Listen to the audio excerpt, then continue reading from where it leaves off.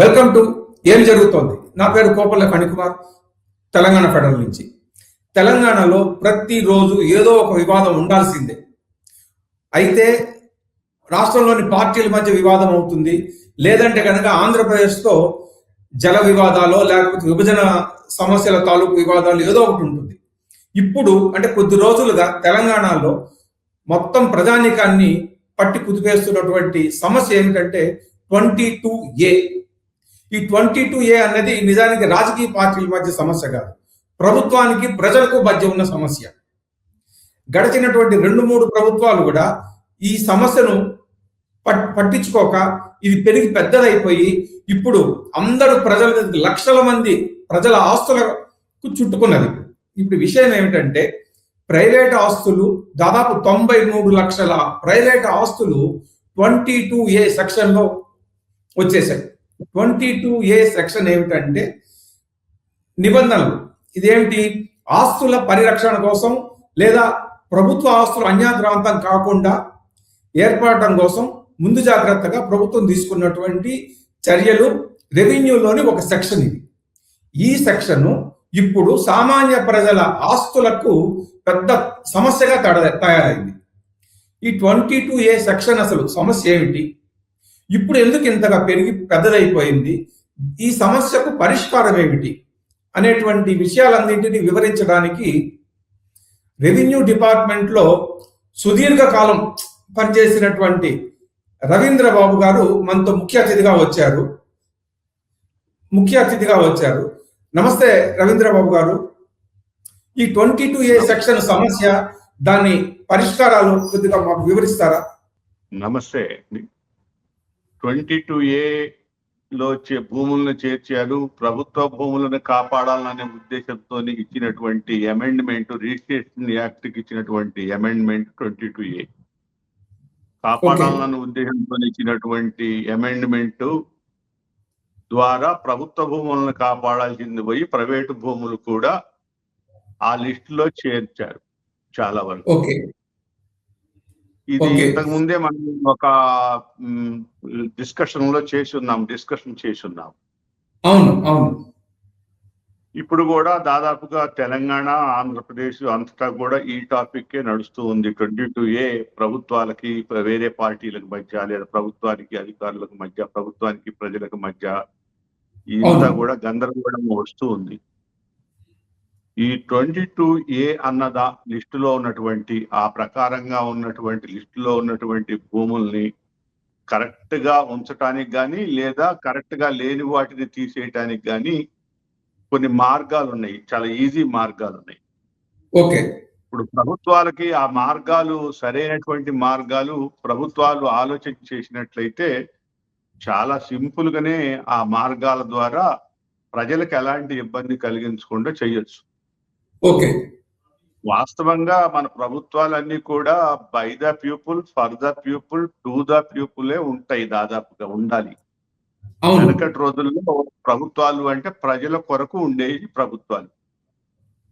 ఇప్పుడు ఈ మధ్య కొంచెం కాన్సెప్ట్ మారి ఏమైందంటే అధికారుల కొరకు ప్రభుత్వాలు ఉన్నాయి, లేకపోతే ప్రజల్ని వేధించడానికి ప్రభుత్వాలు ఉన్నాయి అన్న కాన్సెప్ట్ వస్తుంది తప్ప ప్రజల సమస్యల్ని పరిష్కరించాలన్న కాన్సెప్ట్ లేకుండా పోయింది. ఆ కాన్సెప్ట్ కనుక అధికారుల మైండ్స్ లో ఉన్నట్లయితే ప్రజల్ని రక్షించాలి, ప్రజల ఇబ్బందులు తీర్చాలి అన్న కాన్సెప్ట్ కనుక అధికారుల మైండ్స్ లో వచ్చి ఉంటే, ప్రభుత్వాలు అట్లా రావడానికి ప్రయత్నం చేసి ఉంటే ఈ సమస్య ఎంత దూరం అవుతుంది కాదు.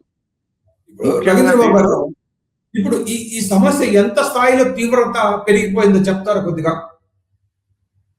దాదాపుగా ఇప్పుడు హైదరాబాద్ లో చాలా అపార్ట్మెంట్లు, చాలా భూములన్నీ కూడా 22A లిస్ట్ లో చేరిపోయి ఉన్నాయి హైదరాబాద్. అట్లాగే గ్రామాల్లో కూడా కోర్టు కేసు ఉందనగానే 22A1E భూములన్నింటినీ చేర్చేశారు. కోర్టు కేసులు ఉంటే భూముల్ని చేర్చకూడదు. 22A1E చేర్చాలి అంటే ఆ భూమి జప్తు చేయబడైనా ఉండాలి, లేదా స్పెసిఫిక్ గా కోర్టు ఉత్తర్వులన్నా ఉండాలి, దీన్ని చేర్చండి లేకపోతే దీన్ని రిజిస్ట్రేషన్ చేయకండి అన్న ఉత్తర్వులన్నా ఉంటేనే 22A1E లిస్ట్ లో చేర్చాలి, లేకపోతే చేర్చకూడదు. ఓకే. కానీ ఏం చేశారు, సరైన అవగాహన లేకుండా రిట్ పిటిషన్ ఉంటే చాలు అన్ని భూములను కూడా ఈ అనే లిస్ట్ లో చేర్చారు. ఏలో ఒక ఈ అనే సెక్షన్ ఉంటుంది, సబ్ సెక్షన్ ఉంటుంది. ఓకే. ఆ సబ్ సెక్షన్ లో చేర్చారు. ఓకే. ఆ సబ్ సెక్షన్ లో చేర్చి ఆ భూముల్ని మళ్ళా బయటికి తీయాలి అంటే స్టేట్ లెవెల్లో ఒక కమిటీని ఏర్పాటు చేశారు. ఓకే. ఆ స్టేట్ లెవెల్లో స్టేట్ అంతా కమిటీ విని నిర్ణయం తీసుకొని చేసేటప్పటికి ప్రజలకి చాలా ఇబ్బందులు కలుగుతాయి, డిలే అవుతుంది. ఓకే. అందువల్ల మనం ప్రజల ఇబ్బందుల్ని పరిష్కరించాలి అంటే జిల్లా లెవెల్లోనే ఈ కమిటీ కానీ లేదా జిల్లా లెవెల్లో కలెక్టర్ కానీ దీన్ని పరిష్కరించేటట్టుగా ఉండాలి. ఓకే. ఈ భూముల మీద నిర్ణయం తీసుకోవడానికి, ఆ భూమిని ఉంచాలనా లేదా తీసేయడానికి జిల్లా లెవెల్లో కమిటీ ఉంటేనే బెస్ట్. తీసేయడానికి కూడా స్టేట్ లెవెల్లో కమిటీ అక్కర్లేదు. ప్రజలకి చాలా ఇప్పుడు జిల్లా ఇబ్బందులు లెవెల్లో కమిటీ కలుగుతాయి. లేదా? జిల్లా లెవెల్లో కమిటీ లేదు. అంటే ఏలో 1A, 1B, 1C, 1Dలకి కలెక్టర్కి అధికారం ఉంది. ఓకే. కానీ ఈ అన్న లిస్ట్ లో చేర్చిన భూములకి కలెక్టర్ గారికి కూడా అధికారం లేదు. రాష్ట్ర వ్యాప్తంగా CCLA మాత్రమే అధికారం. ఆ CCLA కమిటీకి మాత్రమే అధికారం. ఓకే. కాబట్టి అది తీసేయాలి. జిల్లా కలెక్టర్కి అధికారం ఇచ్చినట్టయితే అక్కడ దగ్గరలోనే తొందరగా కలెక్టర్స్ పరిష్కారం చేసేటటువంటి అవకాశం ఉంటుంది. ఓకే. తర్వాత ప్రభుత్వము చాలా చక్కగా రూల్ ఏర్పాటు చేస్తే దాన్ని సరిగా అవగాహన చేసుకోకుండా భూములన్నింటినీ కూడా దాంట్లో చేర్చడం అనేది కింది లెవెల్ అధికారులకి సరైనటువంటి అవగాహన లేకపోవటం వలన కూడా ఇది జరిగింది. ఓకే. ప్రభుత్వ భూములను చేర్చాలి. ఇప్పుడు 22A సెక్షన్ అడ్డం పెట్టుకుని చాలా మంది అంటే ప్రభుత్వంలో ఉన్నత స్థాయి అధికారులు కావచ్చు, లేదా రెవెన్యూ శాఖలో ఉన్నటువంటి వాళ్ళు కావచ్చు, ప్రజలను బాగా ఇబ్బందులు పెడుతున్నారు, డబ్బులు వసూలు చేస్తున్నారు అనేటువంటి ఆరోపణ విస్తృతంగా ఉంది. దీనికి మీరేమంటారు? దాదాపుగా ఈ యొక్క వాదన వినపడుతూ ఉంది. ప్రజల యొక్క ఇబ్బందులు కూడా తెలుస్తూ ఉన్నాయి. మా దృష్టికి కూడా వచ్చింది, మా రిటైర్డ్ ఎంప్లాయీస్ అసోసియేషన్ దృష్టికి కానీ ఇట్లా ఉన్నాయి. ఇప్పుడు పొరపాటున భూమిని చేర్చినప్పుడు ఆ భూమిని ఒక రైతు దరఖాస్తు పెట్టగానే చాలా వెంటనే దాని మీద చర్య తీసుకొని ఒక వారం లోపల దాన్ని రిమూవ్ చేసే చర్యలు తీసుకుంటే బాగుంటుంది. కానీ ఇక MRO రిపోర్ట్ పంపాలి, RDO రిపోర్ట్ పంపాలి, కలెక్టర్ రిపోర్ట్ పంపాలి, CCLA దాన్ని ఫైనల్ చేయాలి, గవర్నమెంట్ జీవో ఇవ్వాలి అన్న రూల్స్ కనుక ఉన్నట్లయితే చాలా డిలే అయిపోయి ఎక్కడికక్కడికి ఈ అవినీతికి కూడా ఇది ఆస్కారం ఉంటుంది. అందువల్ల కలెక్టర్ మాత్రమే పరిష్కారం చేస్తే ఈ ప్రాబ్లం రాదు. తర్వాత రూల్ కొంచెం కరెక్ట్ గా చదివి, సపోజ్ 22A1Eలో చేర్చిన భూములు నేను కరీంనగర్ జిల్లాలో చూస్తే నేను చూశాను, లిస్టు చూశాను. రిట్ పిటిషన్ ఉంటే చాలు ఆ లిస్ట్ లో పెట్టేశారు. అసలు రిట్ పిటిషన్ ఉంటే ఈ లిస్ట్ లో పెట్టకూడదు, ఆ భూములను చేర్చకూడదు. అందువల్ల ఏంటంటే దాన్ని కొంచెం రూల్ అవగాహన చేసుకొని లిస్ట్ లో పేర్లు ఉంచినట్లయితే బాగుంటుంది అనేది, సర్వే నెంబర్లు ఉంచితే బాగుంటుంది. ఇప్పుడు రవీంద్ర బాబు గారు 22A ఈ సెక్షన్ లో ప్రైవేట్ భూములను, కోర్టు వివాదాల్లో ఉన్న భూములను పెట్టకూడదు అనేది స్పష్టంగా ఉంది. అయినా కానీ పెట్టేస్తున్నారు. మరి అధికారులకు ఎవరికి రూల్ పొజిషన్ తెలీదా? అంటే సరైనటువంటి ట్రైనింగ్స్, అవగాహనలు లేకపోవటం వలన అట్లా జరిగి ఉంటుంది. ఓకే. మరి పొరపాటున ఏదైనా పెడితే అంటే రెక్టిఫై కూడా చేయాలి కదా వాళ్ళు. చేయాలి. ఆ చేసే మెకానిజంలో చాలా అలసత్వము లేదా అవినీతి చోటు చేసుకోవటం వలన ప్రజలు ఇబ్బంది పడుతున్నారు. ప్రజల కొరకు ప్రభుత్వాలు, ప్రజల కొరకు అధికారులు ఉన్నారు, ప్రజల సమస్యలు తీర్చడానికి అధికారులు ఉన్నారన్న భావన ఉంటే ఈ సమస్యలు తొందరగా పరిష్కారం అవుతాయి. అట్లా కాకుండా ప్రజలను ఇబ్బంది పెడుతూ మేము అధికారులు ఉన్నామేడా, మేమే పరిష్కారం చేయాలి కాబట్టి మా ఇష్టం వచ్చినట్టు చేద్దాం అనుకున్నప్పుడే ప్రాబ్లమ్స్ వస్తాయి. అసలు ముందేమో మన రెవెన్యూ మంత్రి పొంగులేటి శ్రీనివాసులు రెడ్డి ఏమో అసలు ఏ సమస్య లేదు, ఇదంతా ప్రతిపక్షాల ఆరోపణ అన్నాడు. ఆ తర్వాత కొద్దిగా ఏదో సమస్య ఉంది అన్నారు. ఇప్పుడేమో జనాలు క్షమాపణ చెప్పుకుంటున్నాము, ఈ సమస్యను గుర్తించాము, మేము తొందరగా పరిష్కారం చేస్తామంటున్నారు. అంటే ఇది ప్రభుత్వం చేతకంతనం అనుకోవచ్చా? అట్లేం లేదు. ప్రభుత్వాన్ని దీని మీద బదనాం చేయాల్సినటువంటి అవసరం లేదు. ఆ దాంట్లో అధికారులకు సరైనటువంటి ట్రైనింగ్ కానీ తొందరగా చేయకుండా కొంచెం సమయం ఇచ్చి జాగ్రత్తగా ఫీల్డ్ వెరిఫికేషన్ కూడా చేసి ఆ భూమిని MRO కంపల్సరీ ఫీల్డ్ వెరిఫికేషన్ చేసిన తర్వాత 22Aలో చేర్చితే ఈ సమస్య ఉత్పన్నం కాదు.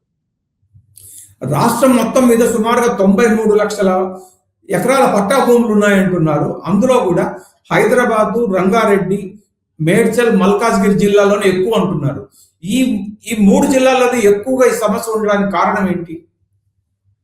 ఈ 3 జిల్లాల్లో ప్రభుత్వ భూములు ఎక్కువగా ఉన్నాయి. ప్రభుత్వ భూములు ఎక్కువగా ఉండి వాటిని అసైన్మెంట్ చేసిన భూములు కానీ, పొలిటికల్ సపరర్స్ కానీ, అలాట్మెంట్స్ కానీ ఇచ్చిన భూములు ఎక్కువగా ఉన్నాయి. ఒకవేళ ఒక సర్వే నెంబర్ ఒక 2 ఎకరాలు అలాట్మెంట్ ఇచ్చి ఉంటే ఆ సర్వే నెంబర్ మొత్తాన్ని చేర్చారు. దీంట్లో చేర్చడం వలన ఆ రైతు ఇబ్బంది పడుతున్నాడు. లేదా ఒక సర్వే నెంబర్ 10 ఎకరాలు ఉంటే 9 ఎకరాలు అసైన్మెంట్ అయిపోయి 1 ఎకరమే ఉంటే ఆ 10 ఎకరాలని దీంట్లో చేర్చడం వలన వాళ్ళు ఇబ్బందులు పడుతున్నారు. ఇలా ప్రభుత్వం ఆల్రెడీ దాదాపుగా 1954, 56 నుంచి కూడా ఇప్పటి వరకు కూడా చాలా భూములు అలాట్మెంట్లు చేయటం కానీ, అసైన్మెంట్లు చేయటం కానీ జరిగింది. ఈ భూముల్ని కూడా మళ్ళీ చేర్చడం వలన ఇబ్బంది అవుతుంది. 54 లిస్టు తీసుకొని చేర్చడం వలన ఇబ్బంది అవుతుంది. ఇప్పుడు అకారణంగా ప్రజలను సంవత్సరాల తరబడి ఇంత ఇబ్బంది పెడుతున్నటువంటి అధికారుల మీద చర్యలు తీసుకునే అవకాశం లేదా? కొంతమంది మీద చర్యలు తీసుకుంటే ఎవరెవరైతే అట్లాంటి లిస్టులో ఇచ్చారో పేర్లు ప్రైవేట్ సర్వే నెంబర్లను కూడా అవగాహన లేకుండా చేర్చారో అట్లాంటి కొంతమంది మీద చర్యలు తీసుకుంటే కొంతవరకు అయినా ఈ వారు కొంచెం జాగ్రత్త పడి లిస్టులు కరెక్ట్ గా ఉంచేటటువంటి అవకాశం ఉంటుంది. అసలు ఈ సమస్య మొత్తానికి బీఆర్ఎస్ ప్రభుత్వంలోనే బీజం పడింది. వాళ్ళ హయాంలోనే, అంటే వాళ్ళు తీసుకొచ్చినటువంటి ధరణి పోర్టల్కు ఈ సెక్షన్ అనుసంధానం చేయడం వల్ల తప్పులు పెరిగిపోయి లక్షలాది ఎకరాలు ఈ 22A సెక్షన్ లో పడి నిషేధానికి గురైనాయి అనేది ఒక ఆరోపణ ఉంది. అంటే కాంగ్రెస్ వాళ్ళు, మంత్రులు బలంగా చెప్తున్నారు వీళ్ళకి. అది కరెక్టేనా? అది అట్లా కాదండి. ఇది 2006 నుంచి 22Aలో భూములు ఉంచటము, నిషేధిత జాబితాలో భూములు ఉంచడం జరుగుతూ ఉంది.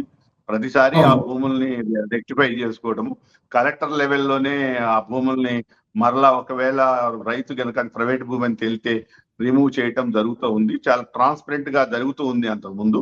కాకపోతే ఈ మధ్య ఏమైందంటే దాన్ని కొంచెం డిలే కావటం వలన కొన్ని భూములకి CCLA లెవెల్లో కమిటీ చూడాలి, కొన్ని భూములకు కలెక్టర్ చూడాలి, ఇట్లాంటి సమస్యలు ఉండటము, లేకపోతే ఆల్రెడీ అలాట్మెంట్ అయినటువంటి భూములను కూడా దీంట్లో చేర్చడం వల్ల ఈ ప్రాబ్లం వచ్చింది. ఇప్పుడు ఈ సమస్య పరిష్కారానికి మంత్రి పొంగులేటి శ్రీనివాసరెడ్డి మాట్లాడుతూ హై లెవెల్ కమిటీని ఒకటి వేస్తున్నాము, 15 రోజుల్లో సమస్య పరిష్కారం అయిపోతుంది అంటున్నారు. నిజంగానే అవుతుందా? అసలు 15 రోజుల్లో చేయగలుగుతారా వీళ్ళు? ప్రభుత్వానికి చిత్తశుద్ధి ఉందా? హై లెవెల్ కమిటీల కంటే జిల్లా లెవెల్లోనే కమిటీలు వేసి ఒక్కొక్క జిల్లాకు ఒక్కొక్క కమిటీని వేసి ఈ భూముల్ని మండలాల లెవెల్లో MROలు వెరిఫై చేసుకొని ఒకసారి ఏ భూమిని ఉంచాలి, ఏ భూమిని ఉంచకూడదు అనేది ఫీల్డ్ వెరిఫికేషన్ కూడా చేసుకొని చేరిస్తే చాలా బాగుంటుంది. ముఖ్యంగా ఏమిటంటే ప్రభుత్వ భూములు POT యాక్ట్ అని 1977లో POT యాక్ట్ వచ్చింది. POT యాక్ట్ రాకముందే చాలా భూములు కొన్ని భూములు పర్చేజ్ జరిగినాయి, రిజిస్ట్రేషన్స్ కూడా జరిగినాయి POT యాక్ట్ రాకముందే. అట్లాంటి భూములు కూడా మీరు అన్నట్టు రంగారెడ్డి జిల్లా, ఈ తర్వాత ఈ జిల్లాల్లో ఎక్కువగా ఉన్నాయి ఈ భూములన్నీ కూడా. ఒకవేళ ప్రభుత్వం కనుక నిజంగా పరిష్కారం చేయదలుచుకుంటే ఆ భూములను కూడా POT యాక్ట్ కంటే ముందే రిజిస్టర్ అయిన భూములను కనుక మార్కెట్ రేట్ మీద రైతులకు ఇచ్చినట్టయితే కూడా ఆ సమస్యలు చాలా వరకు పరిష్కారం అవుతుంది. 22Aలో పెట్టారు అన్నటువంటి సమస్యలు కూడా పరిష్కారం అవుతాయి. తర్వాత ప్రతి భూమిని కూడా POT యాక్ట్ అంటే ఏంటి? Prohibition of transfer of lands, assign lands act అని 1977లో వచ్చింది. ఈ 77లో యాక్ట్ రాకముందే చాలా భూములు అలాట్మెంట్లు జరగటము, లేదా చాలా భూములు రిజిస్ట్రేషన్లు జరగటం జరిగింది. ఆ భూములు కూడా అన్ని ఇప్పుడు 22Aలోకి వచ్చేసి. ఇప్పుడు 22A సమస్య రాష్ట్రం మొత్తాన్ని పట్టి కుదిపేస్తోంది. అసలు రాజకీయాలకు ప్రభుత్వానికి సంబంధం లేని సామాన్య ప్రజలు కూడా వాళ్ళ ఆస్తులు అమ్ముకోలేకపోతున్నారు, కొనుక్కోవాలనుకున్నా సాధ్యం కావటం లేదు. సమస్య పరిష్కారం విషయంలో ప్రభుత్వానికి అసలు చిత్తశుద్ధి ఉందని అనిపిస్తోందా మీకు? సీఎం గారు కూడా దాని మీద శ్రద్ధ వహించి చెప్పినారు కాబట్టి చిత్తశుద్ధి ఉంది ప్రభుత్వానికి అని అనిపిస్తూ ఉంది.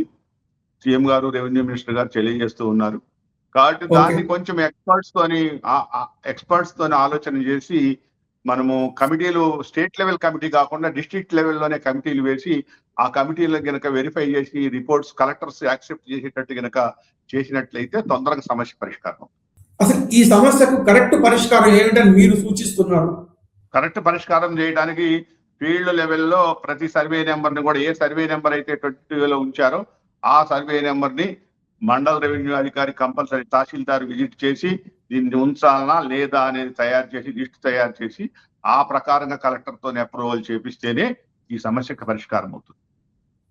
సో ఇంత సింపుల్ సమస్య పరిష్కారం లేకుండా రికార్డు ప్రకారంగా కనుక పెట్టినట్టయితే రికార్డుకి ప్రభుత్వ భూమి అని ఉంటుంది, ఆడ భూమి మీదకి వెళ్తే ఆల్రెడీ అలాట్మెంట్ చేయబడి ఉంటుంది, రికార్డుకు సీలింగ్ భూమి అని ఉంటుంది, ఆల్రెడీ ఆ భూమి అసైన్మెంట్ చేయబడి ఉంటుంది, రికార్డుకి ఇనాం భూమి అని ఉంటుంది, ఆల్రెడీ ఆ భూమి ఇనాం పట్టా సర్టిఫికెట్ ఇచ్చి ఉంటుంది, ఆల్రెడీ ఆ భూమి రిలీజియస్ కాకుండా మామూలుగా వేరే ఇనాం భూములని ఉంటాయి, అవి ఆల్రెడీ రైతులు దున్నుకొని పట్టాలు ఉండి ఉంటాయి. ఇట్లాంటి సమస్యలన్నీ కూడా భూముల్లో ఉన్నాయి. ఆ మధ్య కాలంలో జరిగినటువంటి ట్రాన్సాక్షన్స్ 1954 నుంచి ఇప్పటి వరకు జరిగినటువంటి ట్రాన్సాక్షన్స్ కానీ అలాట్మెంట్లు కానీ ఈ ఆఫీసుల్లో సరైనటువంటి దృష్టి పెట్టి వాటిని తొలగించకపోవడం వల్ల ఈ సమస్యలు వచ్చింది.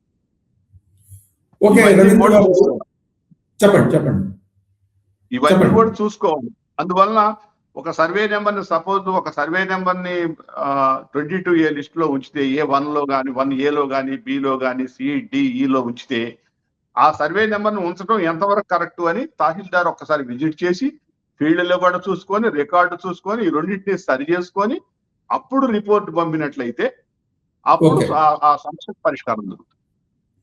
ఓకే రవీంద్రబాబు గారు, సామాన్య ప్రజలందరినీ అంటే బేసికల్ గా మధ్యతరగతి ఎగువ మధ్యతరగతి ప్రజలను పట్టి కుదిపేస్తున్నటువంటి 22A సమస్యకు మీ ఆలోచన ప్రకారం ఒక పరిష్కారం చెప్పారు మీరు. ఈ పరిష్కారాన్ని ప్రభుత్వం కూడా పరిగణలోకి తీసుకుని ఈ హై లెవెల్ కమిటీ కూడా తొందరగా ఫామ్ అయ్యి సామాన్య ప్రజలకు అందరికీ ఊరట కలిగించే విధంగా నిర్ణయం తీసుకుంటుందని మనం ఆశిద్దాము. మరో సమస్యతో మళ్ళీ ఇంకోసారి మనం చర్చిద్దాం. Thank you.